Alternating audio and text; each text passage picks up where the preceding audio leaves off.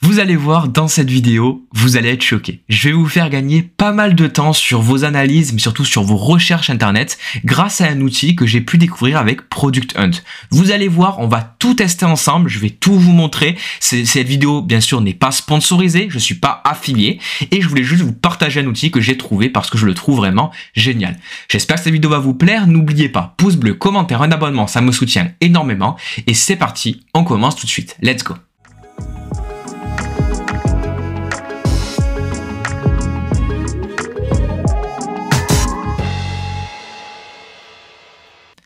Comme vous le savez, j'adore me balader sur Product Hunt. Product Hunt, c'est vraiment l'outil pour moi qui permet de trouver plein de petites pépites. Et cette pépite que j'ai pu trouver s'appelle Recall.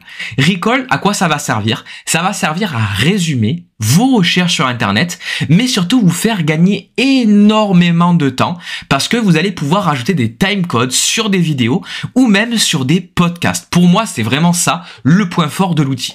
Et vous allez voir, franchement, ça marche super bien. Alors, là, on est sur le site web. On peut voir ici qu'on peut faire tout ça sur des articles, des PDF, des vidéos YouTube, des podcasts, des blogs et sur Wikipédia. Mais vous allez voir, on peut le faire aussi ailleurs. On va pouvoir le connecter directement via un peu comme Maker sur différentes choses, donc ChatGPT, etc., etc. Ça va permettre de soit le traduire automatiquement tout ce qu'on recherche, mais encore de le résumer, parce qu'on pourra pouvoir le résumer plusieurs fois. On va pouvoir faire des reviews, ça on le verra juste après. Ici vous avez voilà des petites explications. En fait, on peut voir par exemple une vidéo YouTube, la personne va cliquer sur l'extension ici et ça va faire un petit résumé. On va pouvoir faire ça PDF, YouTube, News, Blog et Recipe. Mais ça, je vais vous le montrer juste après.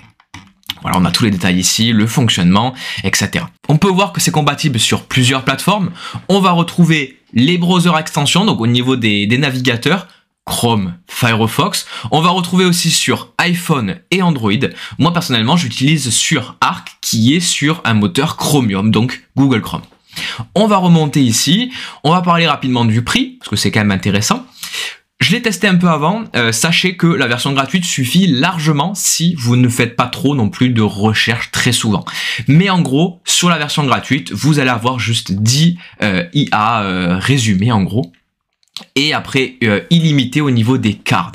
Et dans la version payante qui est à 10 € par mois, donc c'est pas non plus très excessif, surtout vu l'utilité, vous allez voir juste après.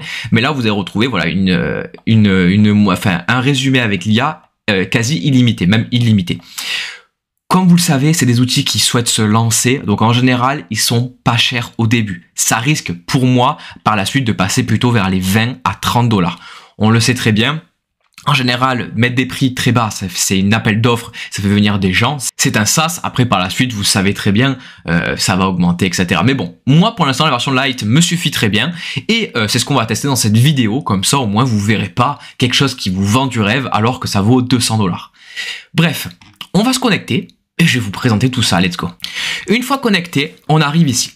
On arrive sur votre petite page d'accueil, votre petit dashboard, et il va vous demander de télécharger une extension. Cette extension, elle est ici, elle s'appelle Recall, tout simplement, elle va se retrouver ici comme toutes vos extensions, et voilà, elle sert absolument à rien si vous n'êtes pas connecté à un site en particulier, mais si vous êtes connecté sur YouTube, les articles, les podcasts et Wikipédia, là elle va s'activer. Et elle va s'activer que à votre demande, vous allez voir. Donc ici on va trouver notre dashboard que je disais, mais pour l'instant il n'y a pas d'utilité, on le verra juste après. On va d'abord, pour tester tout ça, se rendre sur YouTube. Pour moi, YouTube, c'est tout simplement la meilleure plateforme pour utiliser l'outil. Vous allez voir pourquoi. On peut voir ici d'ailleurs sur ma droite, sur ma vidéo, j'avais lancé cette vidéo pour tester, mais on va en utiliser une autre et vous allez voir que ça marche très bien. On va cliquer sur cette vidéo. C'est une personne, on peut le voir, qui présente un drone, tout simplement.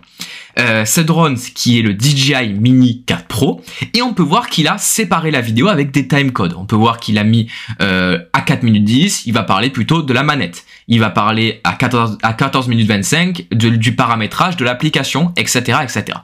On va retrouver tout ça. Sauf que nous, voilà, la vidéo elle dure 27 minutes et on veut vraiment avoir un résumé pour vraiment avoir les points clés. Par exemple, on souhaite chercher vraiment la dimension du drone. Ça peut être intéressant. Et s'il a mentionné de la vidéo, ben c'est super compliqué de retrouver exactement l'endroit où c'est. Comment on peut faire? Eh bien écoutez, regardez. On va cliquer sur l'extension, ici, en haut à gauche. Elle va se lancer. Et là, on peut choisir deux trucs. Soit concise, donc au niveau des réponses de l'application, ou soit detailed. On va choisir detailed, comme ça on va vraiment avoir tous les points de la vidéo. Et là, qu'est-ce qu'elle va faire l'application? Elle va lire la vidéo et elle va faire des timecodes et résumer tous les points de la vidéo. Vous allez voir. C'est vraiment, pour moi, très impressionnant. On attend un petit peu et voilà. Regardez. On a tous les timecodes de la vidéo. Par exemple, on souhaite voir à quel moment il parle de la carte SD sans disque. On peut voir ici le timecode, on clique dessus. Et voilà, on a la carte SD sans disque qui est ici. Vous avez vu le gain de temps? Donc, pour les vidéos comme ça, en général, on regarde la vidéo en entier. Mais pour des vidéos assez longues, par exemple des présentations de, je sais pas, vous savez, des fois des présentations de produits, de projets, etc. qui durent entre 1 à 2 heures, franchement ça c'est hyper intéressant. Surtout que pas tous les créateurs font des timecodes dans leurs vidéos, donc c'est vrai qu'avec ça, ça vous permet d'avoir des timecodes. Ce qui est cool aussi, c'est que regardez, si on clique sur le petit plus en haut à droite, hop, et qu'on clique sur Open App, on va se retrouver dans notre petit dashboard du début avec l'article. Et quand on clique dessus, on va retrouver tout en détail ce que l'on a pu, ce qu'il y a dans la vidéo tout simplement. On peut voir ici les mises à jour, donc il explique que lors de la dernière étape, l'utilisateur a accès, etc., etc. On peut mettre ça en favori en le surlignant. On peut retrouver les timecodes. On peut voir, par exemple, voilà, j'ai envie d'acheter ce drone, mais on peut savoir que en un coup d'œil que dans la vidéo, la personne va dire l'altitude de vol maximale est de 120 mètres en France. Hop, on peut mettre ça en favori. Et d'ailleurs, si je veux avoir des détails sur ça, je clique dessus. Ça va mettre directement sur la vidéo au moment où il parle de ça. Voilà. Vous avez vu? C'est un gain de temps de fou quand même. Et surtout que là, honnêtement, j'ai pas choisi le meilleur exemple. Parce que bon, une vidéo drone, en général, on la regarde en entier parce que ça nous intéresse, etc., etc. Mais imaginez-vous, voilà, je vous ai trouvé un exemple parfait qui va vraiment résumer l'utilité de cet outil. Je suis tombé sur une vidéo donc de Surfing Bitcoin qui parle des applications Bitcoin et du Lightning Network. Imaginez-vous, vous êtes vraiment intéressé que sur un sujet précis. Mais vous y connaissez quand même pas mal à Bitcoin, mais vous voulez vraiment voir le Lightning. Et vous voulez quand même regarder cette vidéo, mais elle est beaucoup trop longue. Et en vrai, perdre 40 minutes pour trouver juste ce qui vous intéresse, c'est vrai que c'est un peu chiant. Et bien là, regardez, je vais cliquer sur l'application. Elle va analyser la vidéo et je vais pouvoir vraiment trouver ce qui m'intéresse. Voilà à quoi sert l'outil. C'est vraiment très puissant pour les podcasts, les grosses vidéos ou sur des vidéos qui vous intéressent peu et que vous voulez juste regarder 5 à 10 minutes. Alors oui, je précise, c'est vrai que c'est dommage en tant que youtubeur, que une personne résume nos vidéos. Ça nous fait moins de vues, ça nous fait beaucoup moins de reach, etc. Mais bon, il y a un moment, quand vous passez beaucoup de temps à analyser un projet et que vous cherchez vraiment l'essentiel, il faut quand même résumer et pour moi, c'est indispensable. Je suis youtubeur, donc c'est sûr que ça m'embête aussi, mais pour moi, je trouve que il y a des avantages et des inconvénients et ne vous inquiétez pas, YouTube va s'adapter à ce genre de produit, il faut pas s'inquiéter. Mais pour moi, je suis pas trop pessimiste non plus. Mais alors, regardez, on va voir un peu ce que l'outil a pu faire. Hop, on clique ici et voilà.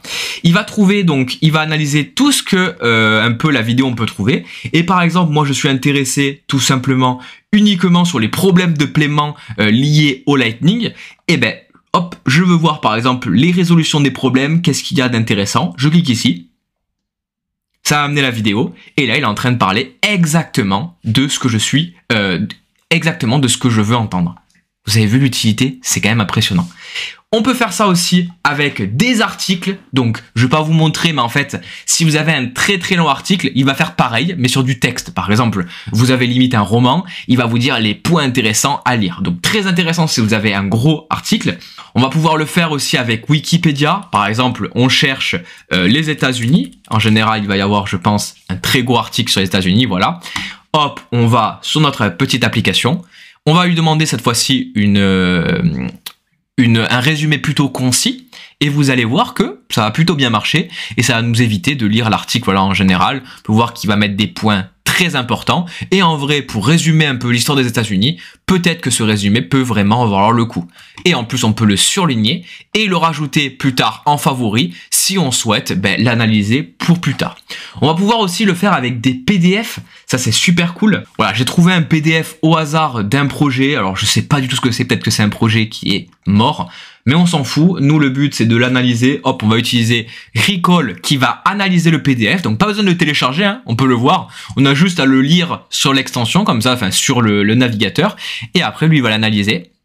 Alors là, par contre, le problème, c'est qu'il va, vu que le white paper est en anglais, il va le traduire en anglais. Donc, si vous voulez après, par la suite, le traduire en français, vous allez pouvoir utiliser ChatGPT ou sinon, tout simplement, essayer de comprendre un peu ce qu'il a pu faire. Mais voilà, vous avez le résumé exactement de ce que c'est Veros. Donc, c'est un gain de temps aussi. Au lieu de lire le projet Veros et peut-être potentiellement pas trop comprendre ce qu'ils font, Recall va vous permettre de le comprendre peut-être un peu mieux via des résumés très précis et surtout point par point. Voilà un peu cet outil. Pour moi, je vous conseille fortement de l'utiliser. Au moins testez-le. Ce que je vous conseille, c'est une petite astuce, c'est de créer une boîte mail, on va dire un peu test, où vous allez tester plein de produits comme ça d'IA, et si ça vous plaît pas, au pire, voilà, vous arrêtez, mais au moins vous testez la version gratuite. De créer un mail exprès pour ça vous permet de pas vous faire spam de mails par ces projets, parce qu'en général, ce genre de SaaS, vous le savez, il vous envoie un mail par jour et c'est insupportable. Donc là, au moins, vous créez une mail un peu poubelle, vous testez, et si vraiment cet outil, vous voulez l'utiliser tous les jours, vous refaites une installation avec un nouveau compte sur votre adresse mail perso, par exemple, ça peut être intéressant. Mais voilà pour ça, j'espère que ça vous a plu. Pressé de voir un peu votre avis dans les commentaires, mais moi personnellement, je vais surtout m'en servir sur les podcasts et sur les vidéos YouTube très longues où je souhaite un peu les résumer. Voilà pour tout ça, et moi je vous dis écoutez, à la prochaine pour une nouvelle vidéo. Ciao tout le monde.